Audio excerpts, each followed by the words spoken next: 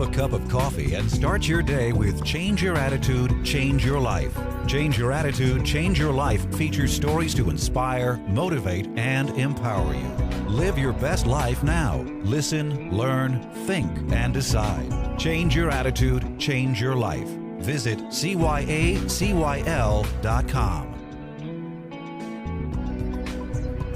Welcome to Change Your Attitude, Change Your Life. I'm Joan Herman. Thanks for tuning in. Can simple diet changes shield the brain from memory loss, stroke, and Alzheimer's? Today's guest, Dr. Neal Barnard, says that it's possible to put power foods to work to protect your brain and strengthen your memory. Dr. Barnard is the author of the new book, Power Foods for the Brain. He's here today to discuss the surprising effects of nutrition on the brain. According to Dr. Barnard, every minute our brain cells are bathing in the nutrients or toxins that we take in through food. Just as we put money in a retirement account to ensure a secure future, we can put foods on our plates that help keep the brain in high gear well into the future. Dr. Barnard is a New York Times best-selling author and an adjunct professor at George Washington University School of Medicine. He's president of the Physicians Committee for Responsible Medicine and is a regular guest on network talk and news shows. Welcome, Dr. Barnard. Thanks for joining us today. Well, thank you. It's great to be with you today. Dr. Barnard, as I age, I find that I've had more and more of those moments of brain fuzziness when I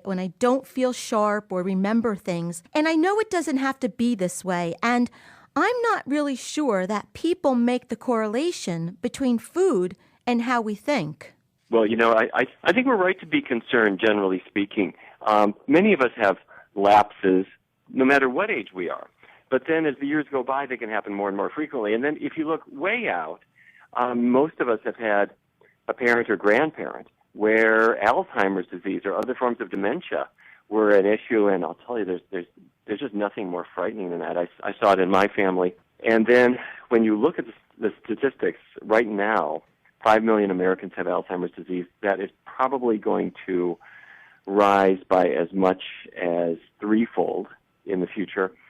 And that's because we're seeing the baby boomers are hitting old age, and also we're seeing the delayed effects of the fast food revolution that brought in really unhealthy food into our diet. So that's all the bad news. But the good news is that just as you were saying, foods make a huge difference. And that can be whether you're young or whether you're middle-aged or whether you're old. Foods can really create the problem or they can help solve it. Doctor, our diet is a mess. We're overweight, we're undernourished, and now we're harming our brain. What is the recent research showing about the impact of nutrition on the brain? Yeah, we're just now seeing research bear fruit. Back 20 years ago, this all got started in Chicago. A study called the Chicago Health and Aging Project recruited thousands of people, tracked what they ate, and then they just sat back and waited to see who stayed healthy and who didn't. And they found, I think this might have been a surprise to people, but there's a certain kind of fat that's in food. It's called saturated fat. That's the fat that's in bacon grease. It's in many dairy products, cheese in particular. It's sort of a waxy, solid fat.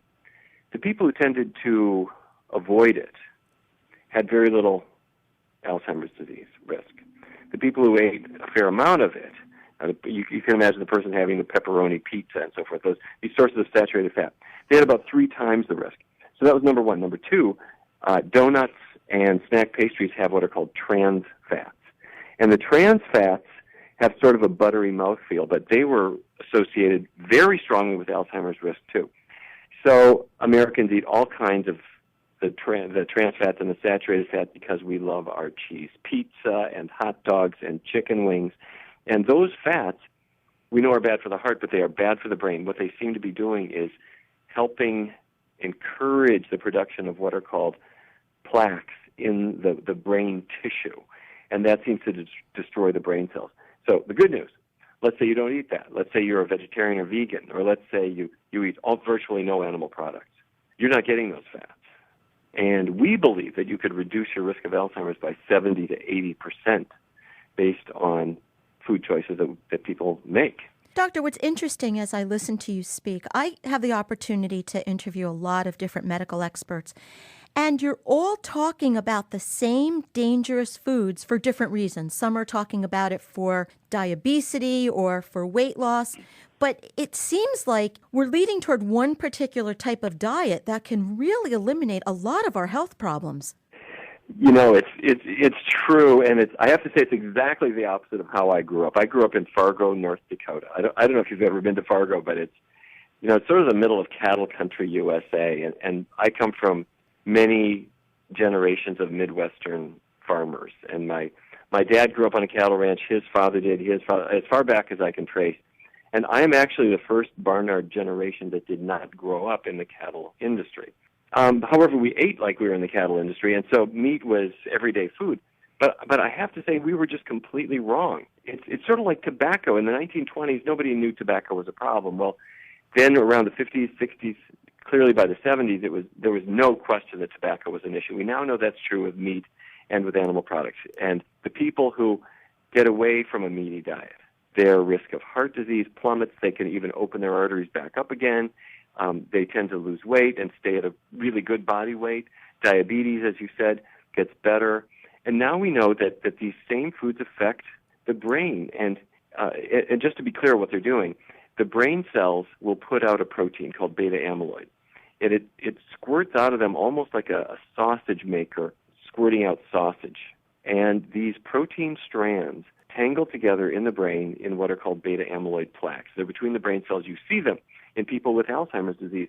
People who tend to eat much, much healthier tend to, we believe, have less of these in their brain, or maybe you could prevent it. So that's our goal. So a lot of us have to learn different eating habits. The good news is it's not hard to do. I mean, you can top your spaghetti with tomato sauce instead of the meat sauce, or you can go to the taco place and have the bean burrito instead of the meat taco. It's not hard to do, but you just have to decide that you want to be healthy and to stay clear in old age instead of succumbing to these really terrible problems that we've seen. Doctor, you're talking about some of the changes that we can make, and we'll get into that in more detail a little later on. But is it enough to simply add the better foods to an already compromised diet, or must you eliminate as well? We have to do both.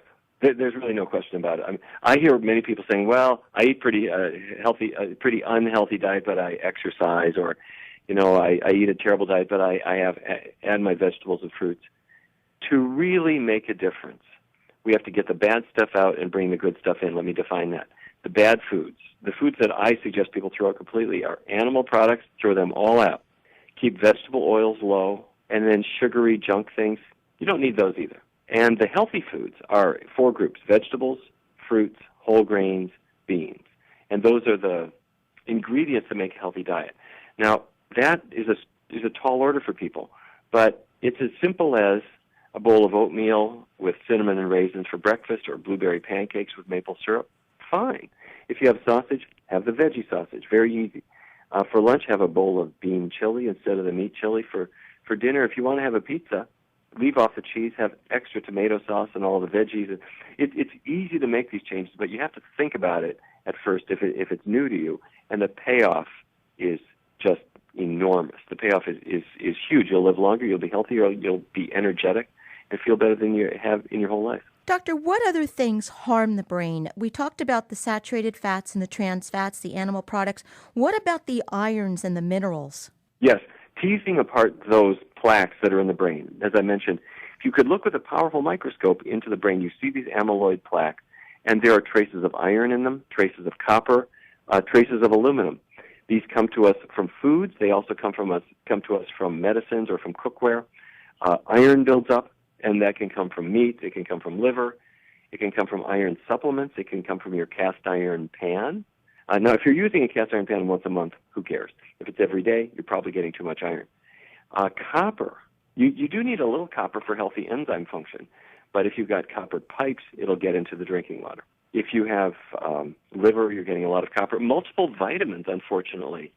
The vitamins in them are good, but they often add copper to them. They add iron in them, not realizing you're getting it all in food. You don't need it in your multiple vitamins. So that's really where it's coming from, and I think it's good to limit the copper intake and to limit the iron intake. You'll get plenty of iron anyway from green leafy vegetables and beans. We should really leave it at that.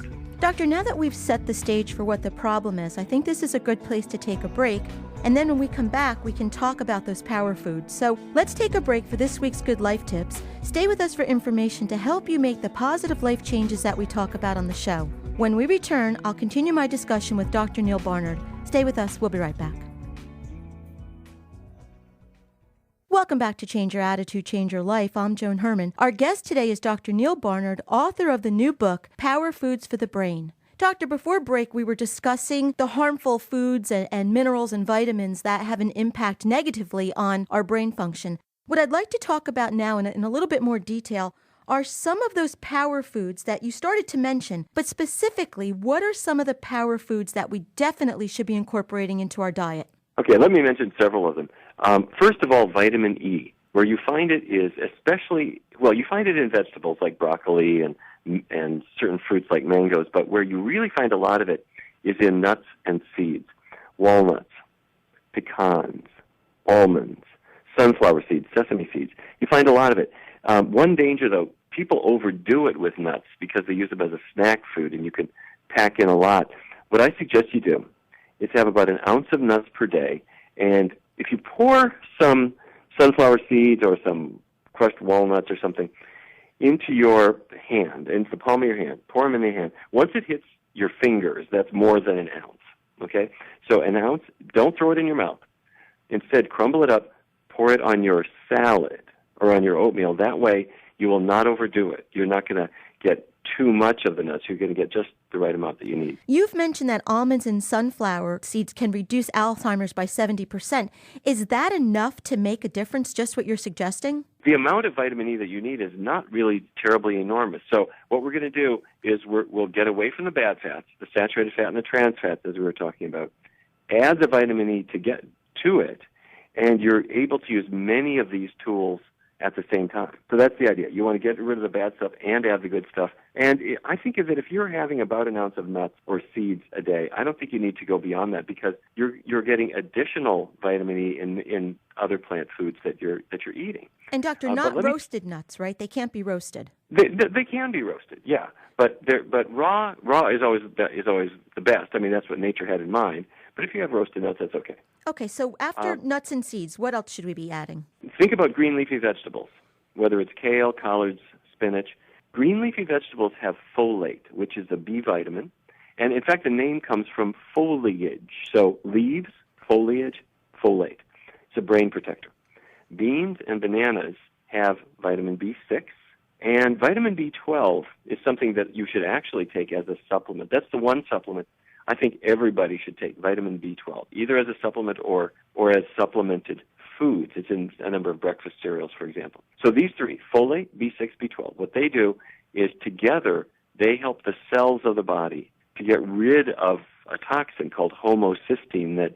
Homocysteine is produced by the body as sort of like factory waste. It builds up in the body, and these B vitamins shovel it out and get rid of it. So if you do not have these vitamins in your routine, homocysteine tends to build up, which you don't want. So vitamin E, folate, B6, B12. One other thing, researchers have looked at grapes, Concord grapes, the very dark purple variety, and also at blueberries. The pigment in these foods is called anthocyanins, and the anthocyanins are associated with improved memory, even over the short run. In people who are up in years and having memory problems, give them some grape juice or add grapes to their salad, add blueberries to their morning pancakes. Their memory seems to improve over about a 3-month period. And doctor, you had mentioned also grains and beans. Are there any beans that are particularly a powerhouse? I really encourage people to use the whole variety of them. Now, there's some that I like to emphasize. Chickpeas are worth mentioning for the simple reason that they're very versatile. You could put them on a salad. You can grind them up into hummus and spread them on bread, for example. They go well in soups. They're such a versatile bean. But black beans are terrific. Pinto beans, they're all fine. The one problem I think that we have in American cuisine is that we really underuse beans. Most other cultures will have beans even for breakfast. That's true in England. It's true in Australia. It's true in the Middle East. Various bean dishes or chickpea dishes are routinely consumed all through the day. Americans really have neglected them, and that's bad because beans are virtually zero fat, high in protein. They give you calcium. They give you iron in a form that you can absorb if you need it and keep out if you're already iron overloaded, and they give you traces of good fats. The beans are really a neglected food, but a really powerful one. You don't want to eat only beans. You want beans, vegetables, fruits, whole grains. You want to have them together. So think about it. If you have beans and rice, that's the legume with a grain. Have a vegetable on the side. Maybe have an orange for dessert. You've got your 4 food groups covered. So the legumes or beans, whole grains, vegetables, fruits. Those are the 4 groups of food that are really healthy for you. So, Doctor, we've been talking about the power of nutrition on the brain. What about exercise, both mental and physical? What type of mental exercises do you recommend? You know, if we keep the connections between the brain cells active by using the mind, it does seem to build up what we call cognitive reserve. Where we really saw this in an interesting way was in Canada, in Quebec, Canada, French-speaking Canada. People who are bilingual compared to people who have only one language. The bilingual people put off brain aging by about 5 years. Any signs of cognitive decline are about 5 years later than for other people. And the theory is you've got extra words for everything, and so your brain has extra exercise. Well, what can you do? Well, you can learn languages, that's good, but you can also watch documentaries, do crossword puzzles. There are even online programs like Lumosity, which is a well-known online brain training program. You do a few minutes of it every day. It'll improve your reaction time, increase your ability for reasoning and problem solving, and improve your memory. So anyway, that's Lumosity. I like it a lot, but there are other programs too. What about physical exercise? What are the best types? A good brisk walk has been shown to boost brain function. At the University of Illinois, they brought in 120 adults. They asked them to do a brisk walk, and they showed that over a 2-year period, it improved their memory and actually built up the brain structures involved in memory. And the way they started them out was a 10-minute walk 3 times a week, brisk walk. Then the next week, they went up to 15 minutes, the next week 20, and once they got them up to 40 minutes of a brisk walk 3 times a week, that was all you needed to do. Very easy. Anybody can do it. Is that because it's cardio and it increases oxygenation? I think that is what it is. We're increasing the pulse, and that increases the oxygenation of the brain. It helps keep the arteries clear so that the blood flow is good to the brain. It also brings healthy nutrients to the brain, and probably, I think of it as sort of sweeping out the toxins as well. What about sleep? That's something that I think we all tend to forget about the importance of. How important is sleep? How much, and what are the best hours? You know, in the beginning of the night, I'm thinking about 10 p.m. to maybe 1 a.m., somewhere in there, the brain is involved in what is called slow wave sleep. And that's when the brain integrates the events of the day, the things you've learned. If you think about it, during the day you're learning new things, you're having experiences, and each thing that you will remember is like a file folder just thrown in a jumble on a desktop. Once you go to sleep, your brain files away those experiences so that you can remember them, so that you can find them later on. Well, if you don't go to sleep, they stay in a jumble, and your brain has trouble finding them later. The second half of the night, which is when the brain really predominates with REM sleep, that's when you're integrating emotions. So if a person stays up all night, number one, your memory is bad. Number two, your emotions are not in good control. So you'll be grumpy or giddy or labile. And if you really get a good night's sleep, you'll be like a kid who wakes up refreshed, energetic. You don't need a big cup of coffee to get going. And that's really the way to go. The book is Power Foods for the Brain by Dr. Neal Barnard. Doctor, if our listeners would like to get more information about you and your work, where can they go? Well, thank you. Our website is pcrm.org. That stands for Physicians Committee for Responsible Medicine, pcrm.org.